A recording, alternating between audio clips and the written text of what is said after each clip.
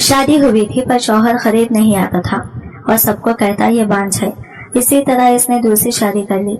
जब एक दिन तंग आकर मैंने घर छोड़ दिया और एक मजार पर बैठ गई। वहाँ रोज एक फकीर आता और कहता अपने हक के लिए लड़े। एक दिन मैं अपने हक के लिए खड़ी हुई और अपने ससुराल गई, लेकिन जो ही ससुराल में कदम रखा सारे कदमों में गिर गई और कमरे की तरफ इशारा करने लगे। मैंने जो ही कमरे में झांका दुनिया घूम गई कि वहाँ तो मैंने जैसे ही अपने ससुराल की दहलीज पर कदम रखा एक फकीर मेरे कदमों में आकर बैठ गया और कहने लगा अल्लाह के नाम पर कुछ दे दो। मैं इस फकीर की जानिब देखकर सहम गई थी। जल्दी से अपने सलामी वाले पर्स से 1000 रुपये निकालकर इसे दे दिया। मेरी सास ने नागवारी से मुझे देखा और मेरा हाथ थामकर मुझे घर के अंदर ले गई, जबकि मैं इस फकीर के पर इसरार शख्सियत के बारे में सोचने लगी थी। मुझे इसकी आंखों में अपना बुरा मुस्तकबिल नजर आया था। मैंने जल्दी से सर झटक दिया, मगर मैं कहाँ जानती थी कि वो तो मेरा रिश्ता फयाज से पक्का हो गया तो घर भर में खुशी की लहर दौड़ गई थी। मैं भी खुश थी कि चलो मेरी शादी के बाद मेरे वालिदैन के सर से बोझ सरक जाएंगे। बेटियां बोझ नहीं होती मगर लोग इन्हें बोझ बना देते हैं। खासकर भाभीियों के आ जाने के बाद बेटियां अपने घर में ही पराई हो जाती हैं। ये रिश्ता अच्छा था, फयाज अच्छा कमा रहा था, सब कुछ ठीक ठाक था, मगर फयाज के वालिदैन ज्यादा जहेज की डिमांड कर रहे थे। जब ये बात मुझे पता चली तो मेरा दिल बहुत ज्यादा गमज़दा हो गया था। मैंने अपनी वालिदा से कह दिया कि आप इस रिश्ते से इनकार कर दें, हमें कोई और रिश्ता मिल जाएगा जिन्हें जहेज की लालच नहीं होगी। अम्मी कहने लगी सानिया तुम 22 साल की हो गई हो, 2-4 बरस और गुजर गए तो तुम्हारे लिए रिश्ता आना भी बंद हो जाएंगी। मैं इनकी मजबूरी भी समझती थी मगर दिल मानता ही नहीं था कि मेरी वजह से मेरे वालिदैन पर इतना बोझ आ गिरे। खैर अब्बू ने जब हुक्म सुना दिया कि सानिया की शादी यही होगी तो फिर मैंने भी चुप साध ली थी, क्योंकि वालिद के हुक्म से बढ़कर मेरे लिए कुछ भी नहीं था। बस अफसोस मुझे इस बात का था कि मेरे वालिद को कर्ज लेकर मेरी शादी करना पड़ी थी। खैर जो शादी के दिन नजदीक आते जा रहे थे मेरे दिल में फयाज के लिए नरम गोशा पैदा होता जा रहा था। मैं सोचने लगी थी कि शायद फयाज अपने घर वालों से मुख्तलिफ हो सकता है वो जहेज की डिमांड पर अपने घर वालों से खफा भी हुआ हो। शायद फयाज के संग मेरी जिंदगी बहुत अच्छी गुजरने वाली हो। इसे शायद और काश के दौरान मेरी शादी हो गई और मैं रुखसत होकर फयाज के घर चली गई थी। जब मैंने निकाहनामे पर दस्तखत किए मेरे दिल में फयाज की मोहब्बत और भी ज्यादा बढ़ गई थी। हलाल की बरकत से मेरा दिल सरशार था। रुखसती के वक्त आंखों से ढेरों आंसू भी बहे थे, मगर तब मेरा दिल खून के आंसू रोने लगा था जब अब्बू ने मेरे सर पर हाथ रखकर कहा सानिया जिस घर में तुम ब्याह कर जा रही हो अब वहाँ से तुम्हारा जनाजा ही उठे। ये ना हो कि तुम आए दिन नाराज होकर घर पहुँच जाओ। मेरे दिल में ये एक सवाल ने सर उठाया था, क्या शादी के बाद मेरा इस घर से रिश्ता खत्म हो गया है? अगर मेरे शौहर या ससुराल वालों ने मुझे तंग किया तो मैं क्या करूँगी? मैं ये सब सवाल अपने मुंह से ना बोल सकी थी। खैर मैं अपनी आंखों में हजारों सपने छुपाकर फयाज के घर रुखसत हो चुकी थी, मगर दरवाजे पर बैठे फकीर ने मुझे चौंका दिया था। इसने मेरे सामने हाथ फैला लिए थे। मैं घबरा गई थी क्योंकि मुझे इस फकीर की आंखों में अपना बुरा मुस्तकबिल नजर आ रहा था। मैंने अपने पर्स से 1000 रुपये निकालकर इसे थमाकर घर दाखिल हुई तो फयाज का खूबसूरत और वसी घर देखकर मैं सब कुछ भूल गई थी। मेरे जहेज का सामान इस घर में बच रहा था। मेरी सास मेरी वारे सदके जा रही थी। ससुर ने भी सर पर हाथ रखकर कह दिया कि तुम इस घर के लिए बहुत भागों वाली साबित होने वाली हो। मेरी सास मुझे फूलों से सजे कमरे में बिठा आई थी। मैं मुस्कुरा रही थी। मेरी आंखों के सामने मेरे शौहर का खूबसूरत सा चेहरा गर्दिश कर रहा था। मुझे ज्यादा इंतजार नहीं करना पड़ा था। मेरा शौहर दरवाजा खोलकर कमरे में दाखिल हो गया था। मैंने जल्दी से सर झुका लिया था। वो भी मेरे पास आकर बैठ गया था। मैं ज़ेरे लब मुस्कुरा रही थी। तब मेरे शौहर ने मेरा घूंघट उठाया तो मैं इसको देखने लगी थी। मुझे अपनी किस्मत पर रक्श हुआ था। तभी मेरे शौहर के मुंह से ऐसे अल्फाज निकले थे कि जमीन और आसमान की गर्दिश एक लम्हे के लिए रुक गई थी। फयाज बोला, देखो तो मेरी किस्मत कितनी खराब है, मुझे तुम जैसी 5 औरत ही मिलनी थी क्या? ये अल्फाज मेरी समातों पर बहुत गिरा गुजरे थे। मैं हक्का बक्का बैठी अपने शौहर को देखती रह गई थी। मैं बोली, फयाज आप ऐसी बात कैसे कर सकते हैं? शादी की पहली रात ही आप मुझ पर बांझपन का टैग नहीं लगा सकते। फयाज ने नाक से मक्खी उड़ाई थी और उठकर खड़ा हो गया। वो बाथरूम से कपड़े बदल कर आया तो सोफे पर जाकर लेट गया था। मैं अपने शौहर को देखते कि देखते रह गई थी। मुझे यकीन नहीं आ रहा था कि मेरी जिंदगी यूं पलटा खाएगी। मुझे तो लगता था कि शादी के बाद जिंदगी बहुत खूबसूरत हो जाया करती है, जैसे मेरी दोनों भाभियों की हो गई थी। मेरे भाभियां मुतवासित तबके से थी। मेरे वालिद ने यह सोचकर इनका रिश्ता मांग लिया कि गरीब घराने की हैं, चलो इनको मेरे घर में सुख तो मिलेगा। उन्होंने जहेज लेने से भी इनकार कर दिया था। वो जब ब्याह कर आई तो मेरे भाइयों ने इन्हें अपने हथेलियों का छाला बना लिया था। मेरे वालिदैन भी इनका बहुत ख्याल रखा करते थे, मगर इस जहेज का उन्होंने नाजायज फायदा उठाना शुरू कर दिया था। उन्होंने हम पर ही जिंदगी तंग कर दी थी। मैं तो अपनी भाभियों की आंखों में खटकने लगी थी। वो बात बेबात फसाद खड़ा कर दिया करती थी और हर बार सारा कसूर मुझ पर डाल दिया करती थी। मेरे भाई भी मेरे दुश्मन बन चुके थे। इन्हीं हालत से तंग आकर मेरे वालिदैन ने मेरी शादी जल्द करने की कोशिश की थी, और मैं भी कितनी बेवकूफ थी जो ये सोच कर बैठी थी कि शादी के बाद मैं भी अपने ससुराल में राज करूंगी। मगर हर किसी की किस्मत एक जैसी तो नहीं होती ना। शादी की सुबह मुझे अपने ससुराल में हैसियत मालूम हो गई थी, जब मेरी सास ने मुझे आकर ये कहा कि हमारे घर का ये दस्तूर है कि शादी की पहली सुबह नई दुल्हन ही नाश्ता बनाती है। इस तरह घर में रिज़ा की रेल पेल हो जाती है। मैं कुछ न बोली और किचन में घुस गई। घर में मेरी 2 जवान नंदे भी मौजूद थी। इनसे भी नाश्ता बनवाया जा सकता था, मगर शायद मुझे मेरी हैसियत दिखाना मकसूद था।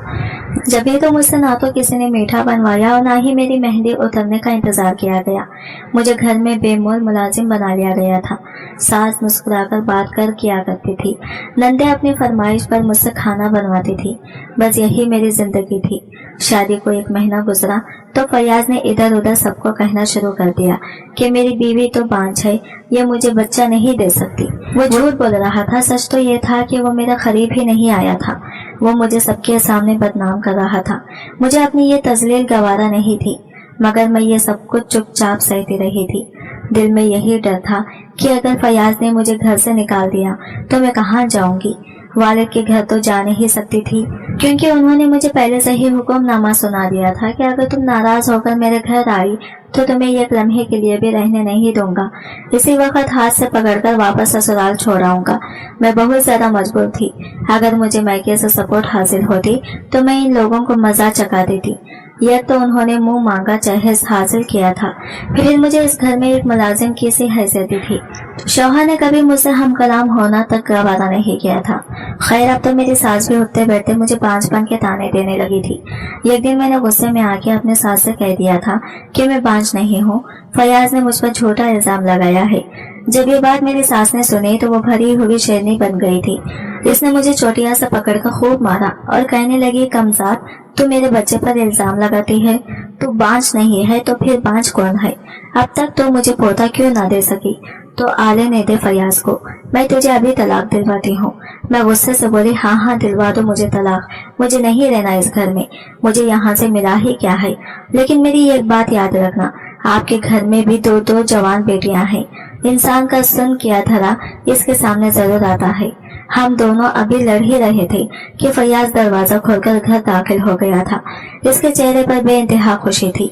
मैं सारी बात तब समझी जब मैंने फयाज के पीछे एक लड़की को घर में दाखिल होते हुए देखा था। वो सुर्ख दुपट्टा ओढ़े शर्माती हुई घर में दाखिल हुई थी।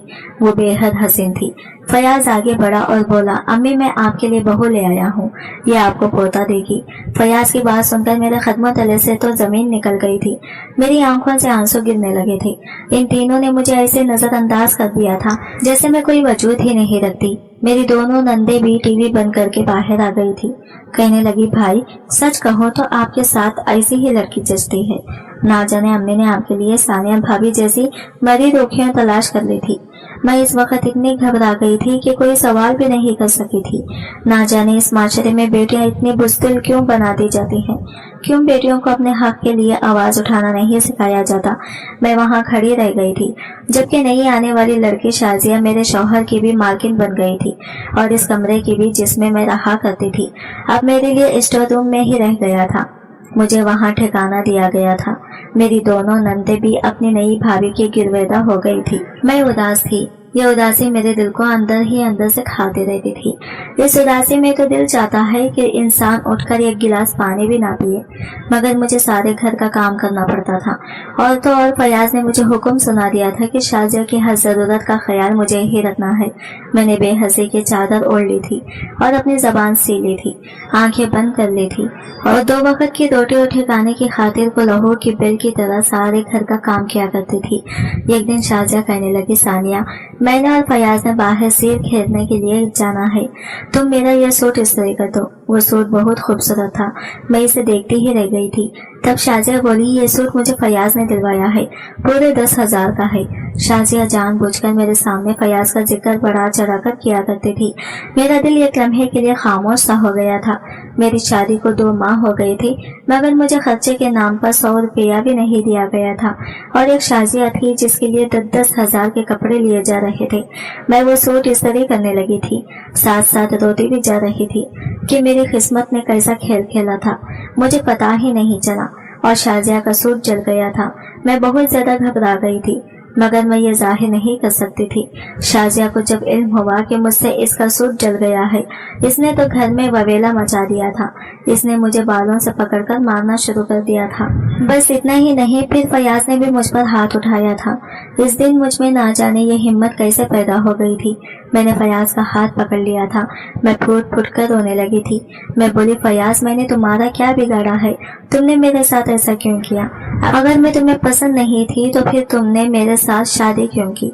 मेरी शादी कहीं और हो ही जाती। ये भी हो सकता है कि मुझे कोई चाहने वाला इंसान ही मिल जाता। फयाज ने मेरा हाथ पकड़ा और बोला, इस घर से निकल जाओ और इससे ब्याह कर लो जिसकी याद में तुम सारी सारी रात आंसू बहाती रहती हो। इसके पहले से जाकर बंधो जो तुम्हें चाहने वाला लगता है। वो मुझे घसीटता हुआ घर से बाहर ले जा रहा था। मैं रोती चली जा रही थी। मैंने फयाज के सामने हाथ जोड़ दिए थे।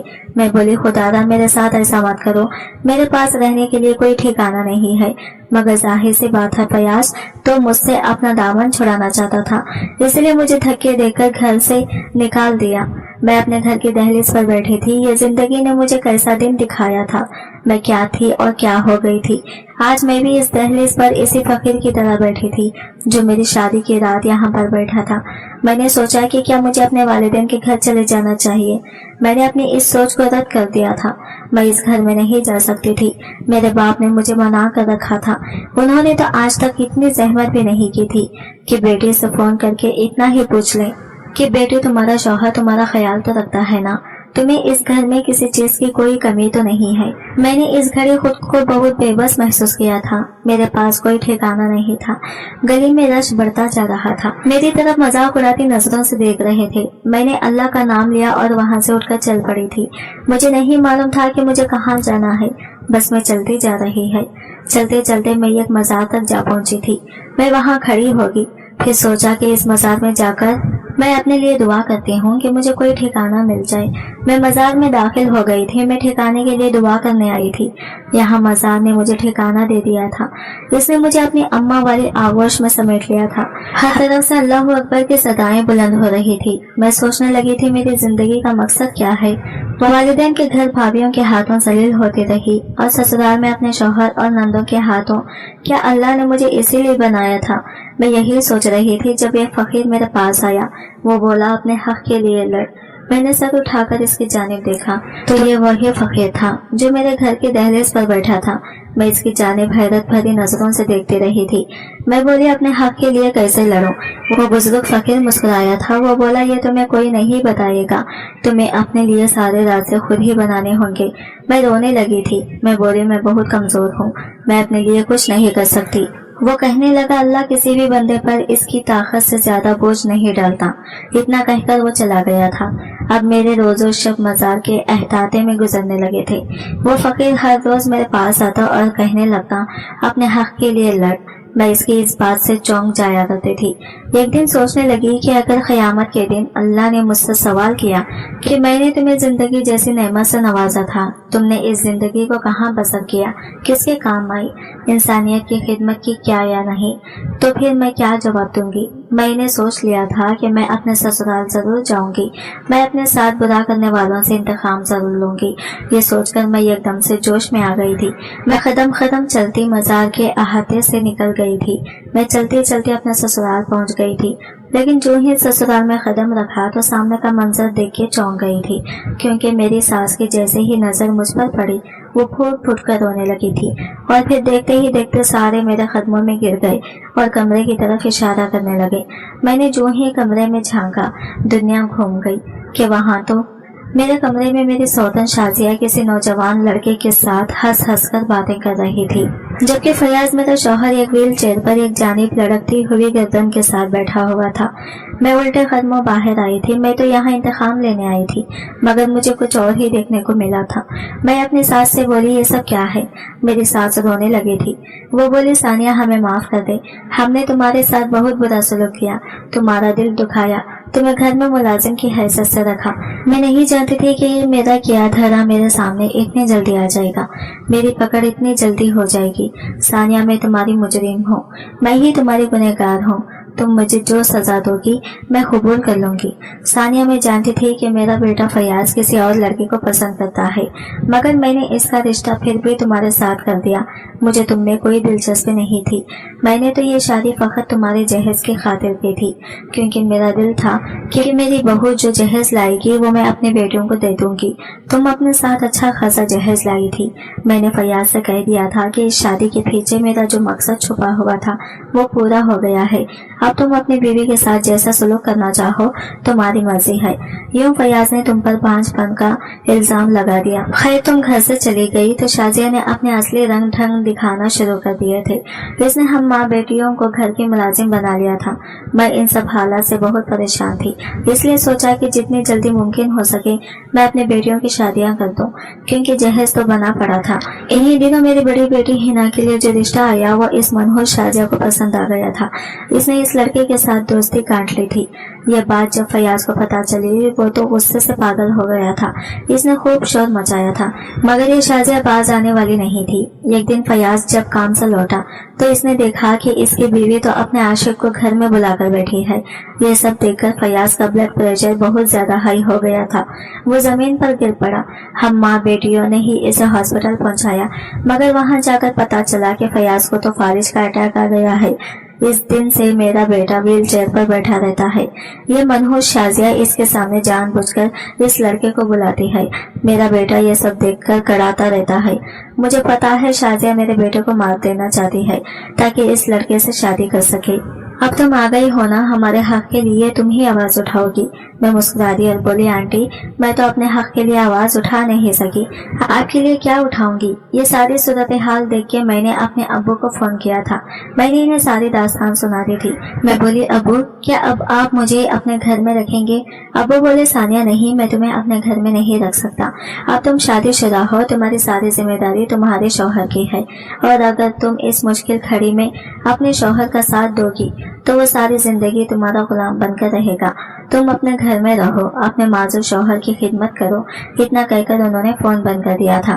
میں سوچنے لگی کہ اگر میں فیاض کی خدمت کرنے لگوں تو وہ جب ٹھیک ہو جائے گا میرے ساتھ کیا سلوک کرے گا، ایک بار پھر سے مجھے اپنے گھر سے نکال دے گا۔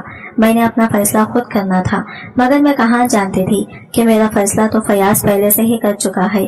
مجھے شازیہ نے طلاق نامہ تھما دیا تھا۔ مجھے فیاض اپنی بیماری سے خبر ہی طلاق دے چکا تھا۔ مجھے یہ جان کر ذرا بھی دکھ نہیں ہوا تھا۔ خیر میں نے اپنے سسرال سے اپنے زیورات اٹھائے، مگر وہ بھی مجھ سے شازیہ نے چھین لیے تھے۔ میں خالی ہاتھ ہی اپنے سسرال سے نکل آئی تھی۔ اب کی بار میں ایک دارالامان میں چلی گئی تھی۔ وہ ایک یتیم خانے کے قریب بنی عمارت میں تھا۔ میں ایک پڑھی لکھی لڑکی تھی، اس لیے میں نے سوچ لیا تھا کہ اپنی اس زندگی کو لوگوں کی بھلائی کے لیے وقف کر دوں گی۔ میں نے اس یتیم خانے میں پڑھانا شروع کر دیا تھا۔ میری زندگی کو ایک سمت مل گئی تھی، میں بے انتہا خوش تھی، لیکن میں کہاں جانتی تھی کہ میری زندگی میرے لیے اور بھی خوشیاں اپنے دامن میں سمیٹ کر بیٹھی ہے۔ اس یتیم خانے کے مالک نے مجھے شادی کی آفر کی، جو کہ میں نے قبول کر لی تھی۔ میں احمد علی سے شادی کر کے بے انتہا خوش ہو چکی تھی۔ میری زندگی سے غموں کے سائے چھٹ گئے تھے۔ اب مجھے اس فقیر کی بات اکثر یاد آتی ہے۔ اس نے ٹھیک ہی کہا تھا کہ اپنے حق کے لیے لڑ نہیں تو میں ساری زندگی اسی مزار کے احتا میں گزار دیتی ہوں۔ आज की वीडियो कहानी आपको कैसे लगी कमेंट करके जरूर बताएगा। और वीडियो अच्छी लगी है तो लाइक शेयर जरूर कीजिएगा, हमारे चैनल को सब्सक्राइब करें फ्रेंड्स। मिलते हैं अगले नई वीडियो के साथ, तब तक के लिए बाय बाय, टेक केयर, अल्लाह हाफिज।